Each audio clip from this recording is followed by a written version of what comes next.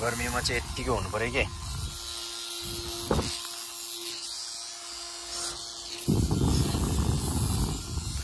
यत्तिकै हुनु पर्यो हो गर्मीमा है। यता छ दुईवटा फ्यान, यता छ एउटा फ्यान।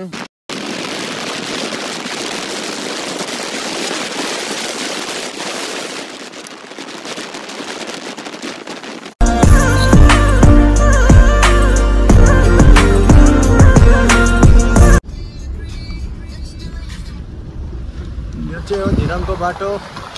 अब यहाँ बनिँदैछ, बाइपास बाटो ठुलो हुँदैछ। यो तलको बाटो कटिङ गरेको त्यो बाटो बाइपास खुलिँदैछ है यहाँ।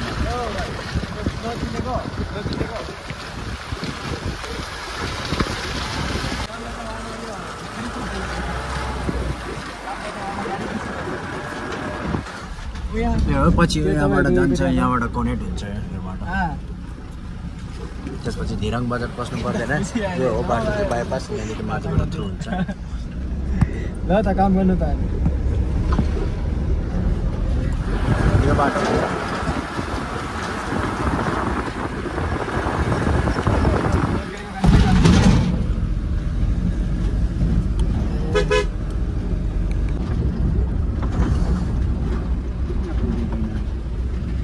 यहाँमा बाटो कटिङ चल्दैछ। त्यो ब्लक जाम हुँदैछ, चक्का जाम बेला बेला गाडी जाम भइसक्यो।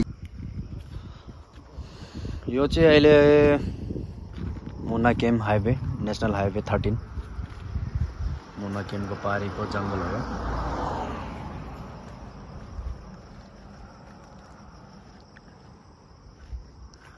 97 RCC को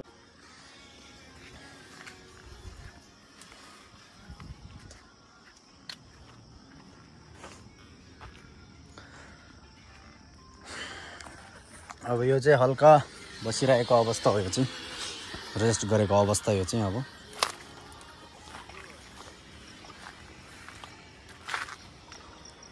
यति मौसम खराब हुँदा पनि गरम के सर हौ, गरम नि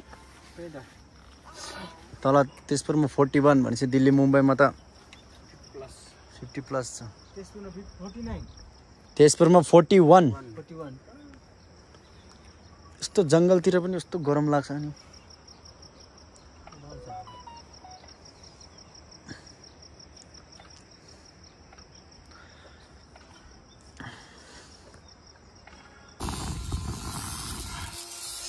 गर्मीमा चाहिँ यत्तिकै हुनु पर्यो के।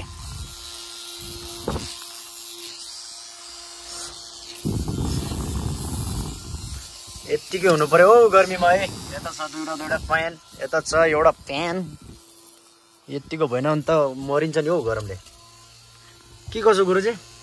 सही हो गर्मीले मरिन्छ नि हो साथी हो। अनि गर्मी लाग्यो भन्छ स्वेटर, जुत्ता, पेन्ट के हो यस्तो? अनि फेर्नु पर्दैन नि यहाँ?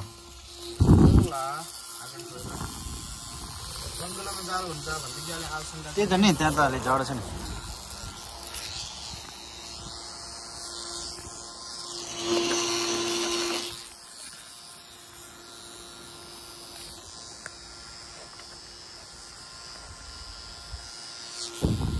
ल जो यत्तिकै चाहिँ हुनु पर्यो फ्यान भन्ने चाहिँ। गर्मी लाग्यो, पङ्खा त चाहियो हो। पानी पनि पर्दैछ। अब बाटो हेर्नु कति तातो हौ, यस्तो यति तातो छ यहाँ बाटो।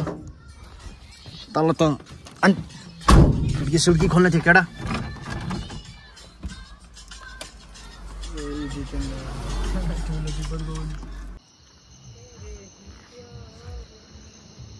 अहिले हामीहरू छु यता नाग मन्दिर पुग्न आँट्यो।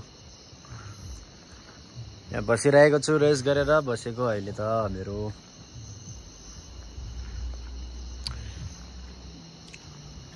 यो एउटा गुरुजीको हाफ लाइट जलेन अरे, त्यही भएर बसेको। हाफ लाइट बनाएर, तर फ्युज उडेको उडे हुँदैन यो हाफ लाइट। यसको कद्दु होइन यो, कस्तो लाग्दो रहेछ हौ हाफ लाइट नभएर त। जङ्गली मेरो पनि त फ्युज भएछ। बिचको जल्दैन एउटा हाफ लाइट, एउटा उताको माछाको पानी पसेरै हुँदैन।